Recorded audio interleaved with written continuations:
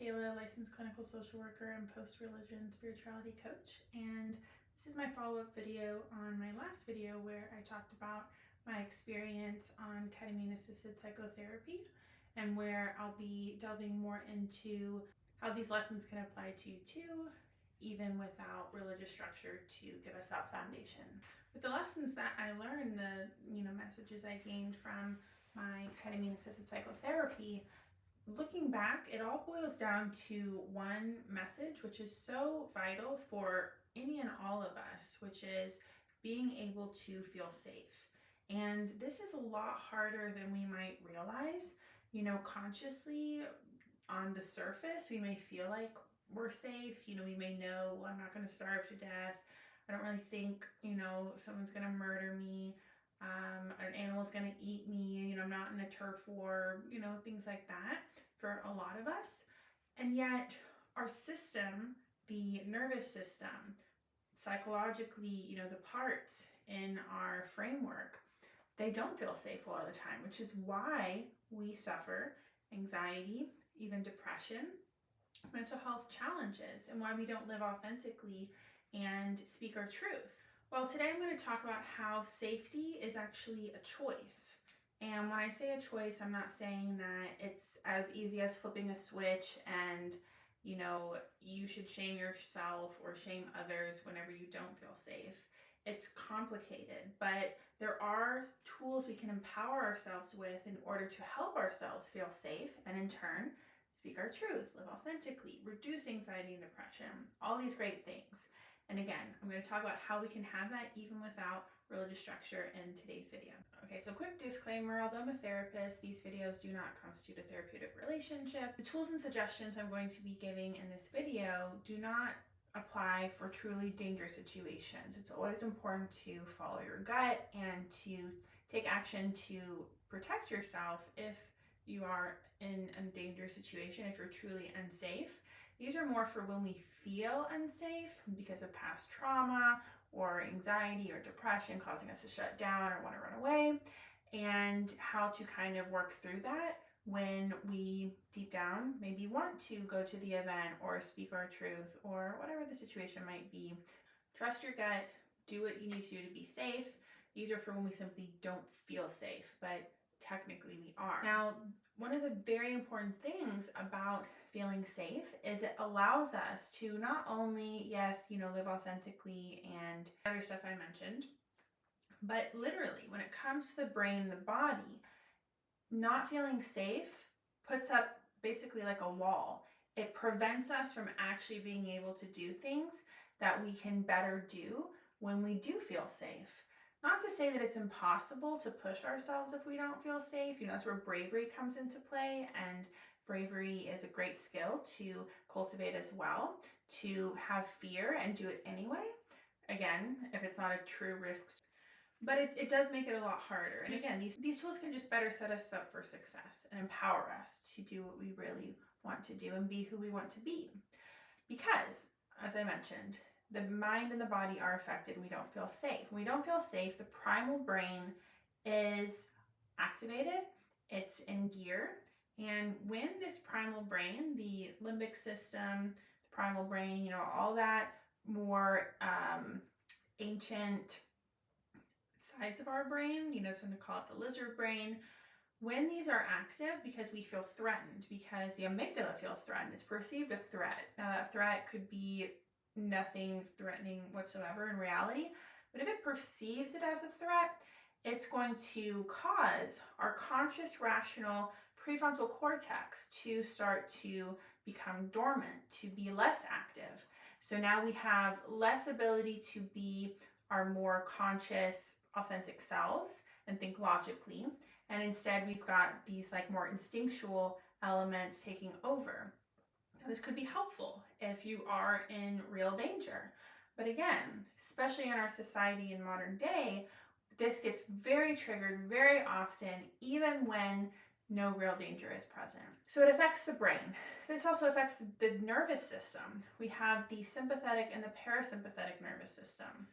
The sympathetic nervous system causes us to go into that fight, flight, or freeze mode. So basically, the whole body is ready to run away, fight somebody, shut down, and you know, the breathing is constricted so we're not heard, we don't have to hear our breathing and know we're there, or we start breathing heavier or faster to get ready to fight or run away.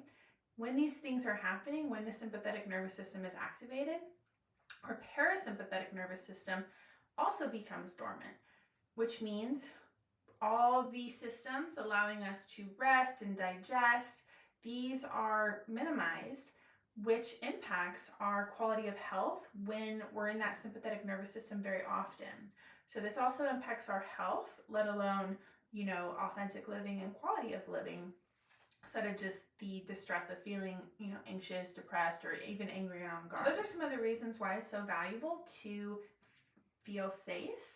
But again, it's not as easy as a choice. It's not as easy as flipping a switch, but there are choices we can make to help ourselves become more regulated, to wake up our conscious rational brain, to help the parasympathetic nervous system get in gear and the sympathetic nervous system to chill out, as well as the primal brain. The first step that I encourage is to take some responsibility for the fact that you don't feel safe.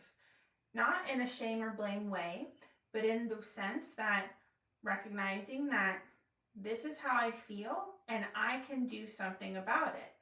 I can choose my reaction. I have, you know, responsibility. I have the ability to choose how I respond.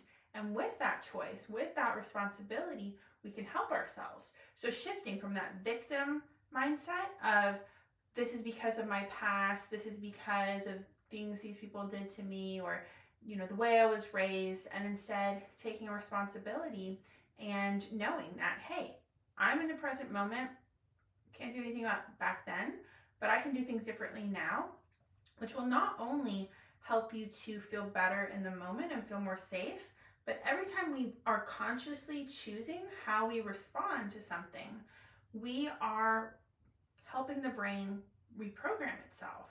The brain takes the path most traveled. So the more we respond from a, let's say, triggering situation with tools that help us regulate, the easier it's going to be for the brain to just do that. It's going to take less effort. It's just going to become more automatic. Now, along the lines of taking a responsibility and feeling empowered in our choices, you know, I'll also touch on how, according to many spiritual views that are based in a more rounded view of spirituality, taking into account modern history, all kinds of ancient religions and not just one, there is a large consensus in spiritual communities that are not, again, you know, combined to something in particular, that say that we create our reality, you know, the creator is within us. And so again, this empowerment mindset just further elevates the ease of which we can do these next steps to help ourselves feel safe. We're not a victim to just what's happening. We're actually a part of the distress we're now experiencing, and we can be a part of it being different. Now, once that choice is made to make things different, the first thing I encourage is to practice deep breathing. Now, this is really useful when we're already feeling maybe a little bit triggered. We're starting to notice, oh, I can tell I'm not feeling safe. Maybe my heart is racing, or I have this feeling of like feeling reserved, just holding back. Maybe like my gut is clenching, or I just don't want to put myself out there. When we do have those signs, whatever they look like for you, that we're not feeling safe, deep breathing is really effective, because it's just like a quick message to the brain that, hey, you're not about to die. If you were about to die, you would not be deep breathing. You would be breathing quickly to run away or to fight, you know, all that adrenaline, we breathe quickly. Or we'd be holding the breath. Obviously not indefinitely, because we have to breathe. But if you notice, when we feel tense, we're holding the breath, we're not breathing very rhythmically, not very often. These are things that happen when we are in danger. So when we take nice deep breath in through the nose, out through the mouth, that tells the brain, oh, you know, they're not about to die. Otherwise this wouldn't be happening. This is harder than you might think, because again, once we already are feeling threatened, the primal brain is waking up and the conscious prefrontal cortex is becoming dormant. So it's hard to even be conscious, logical, and rational about deep breathing, which is why I encourage counting methods. I don't really encourage, box breathing or 4-4-4 that you may have heard about. I encourage more of like 4-1-8 breathing or 4-7-8 breathing. And the reason is, and I'll tell you, how to do this. The reason is that research has shown that when we breathe in through the nose and out through the mouth, and when the out breath is longer than the in breath, it's more effective at slowing down that primal brain and sympathetic nervous system, waking up the conscious brain and parasympathetic nervous system. And the counting helps us because, again, if we're already feeling worked up, you might think, oh, I'm breathing, but you might not actually be breathing in a way that sends that message to your brain that you're actually safe. So 4-1-8 is 4 seconds in through the nose, hold a second, breathe out for 8, maybe hold another second, on and on. 4-7-8, 4 seconds in the nose, hold for 7, out the mouth for 8 seconds. And when we're counting, this also helps to get the mind off of focus on what we are worried about. Like, what are they thinking about me, or what's going to happen tomorrow or later, or remembering the trauma from yesterday, so there's many benefits here. And it primes the brain and the body for these next steps, which include getting curious about the body. So once we've done our breathing and we're feeling a little bit more regulated, we don't want to be thinking about past or future or a narrative of what we think is happening in the present moment, because we can't read minds and, we might not actually know. Our assumptions might not be accurate. So if we then get curious about the body, we can do a little bit of a body scan. If we actively deep breathe, turn our attention to the body, and we ask ourselves, okay, what's happening here? I knew something was going on, which is why I just did deep breathing. What's happening now that I've done my deep breathing? You might still notice some remnants of that fear, anger, anxiety, or fear in the body. Could be tension, could be tightness, could be like just a feeling of a lot of energy. Could even be maybe some numbness or like a void feeling. There's all kinds of possibilities. But if we just kind of explore, okay, what am I feeling in the body? And we tune in to anything we can notice, then we can practice what's called feel to heal, which is when we don't run away from those feelings. We actually let ourselves feel them. And, if you can run around, if that feels good to you, or do some push-ups or jump up and down or just wiggle and shake it out, great. But if you can't, we don't have to always move to get out our energy. We can also release energy just by bringing our attention to it with the energy of allowance and acceptance. If you notice, for example, tightness in your chest and you are resistant to that, you just think about how terrible it feels and how you want it to be gone, and these kinds of resistant attitudes, chances are it's going to stick around because you're thinking about it and you're thinking out in a negative light. You're kind of putting a wall to that feeling and that energy being processed. Whereas if you notice, okay, I feel this tightness in my chest, or maybe I feel this like heaviness in my legs, this jitteriness in my legs, whatever the case might be, and you allow it, you accept that it's there, you don't fight it, you let it be there, and you remember that it's not going to be there forever. You breathe to kind of also further help everything kind of flow through. You will see that it doesn't take very long for the feeling to pass, the sensation to pass, when you actually sit with it, with that energy of allowance and with the intention of letting it be processed, letting it flow. But it's important how we think in these moments, because if you're thinking about the tightness in your chest or the jitteriness in your legs or whatever it is you're noticing, pressure in your head, whatever, and then you're also thinking about how, yep, pretty sure something terrible is going to happen, pretty sure something, I can't believe that terrible thing did happen, or even a narrative of like, yep, this is how my life goes, or this is what they're thinking. We don't want to think about the past, present, or future when it comes to narrative, when it comes to negative thoughts. All you want to be thinking about is the present sensation and that energy of allowing it to be processed so that the body can release it. Might sound kind of out there, but a lot of research, scientific research, is showing that energy is stored in the body from repressed emotions. And our emotions aren't just an idea or a thought.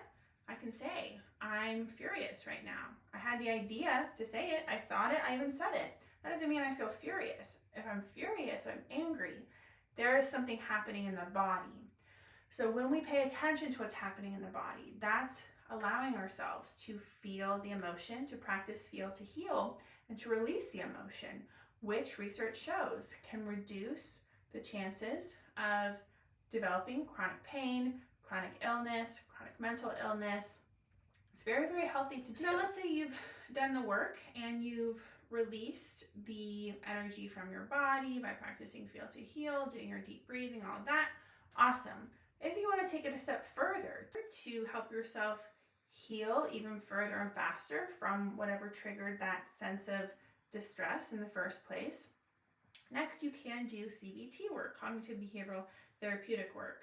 CBT is the most widely used and research type of therapy because it is effective, and yet it only goes so far. In my work as a therapist, some people were absolutely transformed by using CBT work. For many other people, it only went so far in its benefits, which is why it's valuable to use the feel to heal work, in my opinion. And there's other stuff that helps with our healing too, of course, which we can get into in future videos. But with CBT, what we're doing is now we're noticing the thought. So we've done our deep breathing, we've released the energy from the body. Now that we are feeling more safe, we can take it a step further to reprogram the mind and to help our mindset heal and transform further to prevent the same thing happening in the future. Maybe not after one practice of CBT, but definitely over time, it's going to change. The mindset's going to change. So maybe we can notice what made me feel unsafe to begin with.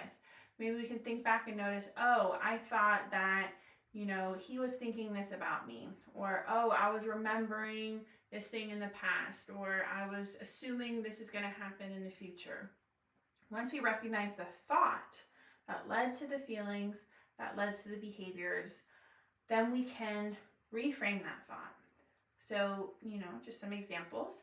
If it's something about the past, instead of thinking, I can't believe that happened to me, maybe thinking something along the lines of, that's in the past and I can't wait to live my present. Or honestly, it can be true that we can look at the past, even negative things, and sometimes see how without that having had happened, we wouldn't be where we are now, or we wouldn't have learned a lesson that helped us be who we are. There's no right way of reframing thoughts about the past. Do what feels right for you, but it's basically choosing to think differently when it comes to the thought that was triggering. If it's something in the present, reminding ourselves, if we're worried about someone's thoughts, I'm not a mind reader. I don't know what they're thinking. I can't assume. Or even just assuming the positive, maybe they were just having a bad day and it had nothing to do with me. If it's something about the future, we can reframe to, I don't know the future. I'm not a fortune teller. And working on enjoying your present moment. All kinds of approaches, but basically, like I said, noticing the thought that triggered everything to begin with, and then choosing to think differently. Because every time you choose to think differently, not only respond differently through our actions, like we talked about earlier, taking responsibility, the ability to respond and being intentional with that. Also taking responsibility in how we think about things. When we're intentional on how we think about things, we can train our mindset to be very empowering, to help us feel safe more often. The mind takes the path most traveled. And every time you practice thinking a certain way, it's like clearing a path for your brain to do that without you even trying. And it's going to take time to clear the path, to create the path, but eventually that's going to be the new normal, and your brain will take it with ease. Now, to take it a step further, in my personal and professional experience, having a spiritual element to our life does help even more when it comes to feeling safe. Is it necessary? No. Can you feel safe without believing in anything more than the material world? Yeah, I just mentioned ways to do that. But if we are interested and open to a spiritual realm and spiritual possibilities, this can help even more. The beauty of spirituality when it comes to this topic of safety is that it provides a always present, impossible to be destroyed sense of connection. And connection is huge when it comes to feeling safe. If we don't feel connected, it's very hard to feel safe. And from an atheist perspective of survival of the fittest, there is less of that element of connection. It's not totally unpresent. You know, there's still tribes, there's still groups of animals even, you know, different things. But having spirituality can help us feel more safe as we're doing these other tools to feel safe, because we can go inward to actually connect to whatever divine power we may believe in, whether it's the idea of the universe, a higher self, God, goddess, whatever it might be. And this can give our system that sense of love and connection, which just further fuels the sense of safety, especially when a spiritual belief involves some sense of being supported, some sense of there being some kind of order in what seems to be chaos. These are all very helpful tools. Now, I'm going to touch on how we can have this even if we don't believe in the God of the Bible and the Bible being the Word of God. Well, if you think about it, you know, there actually is a lot more safety in believing in a power that isn't rooted in biblical teachings, because this God of the Bible did command for entire populations to be slaughtered, flooded the earth, killed innocent children.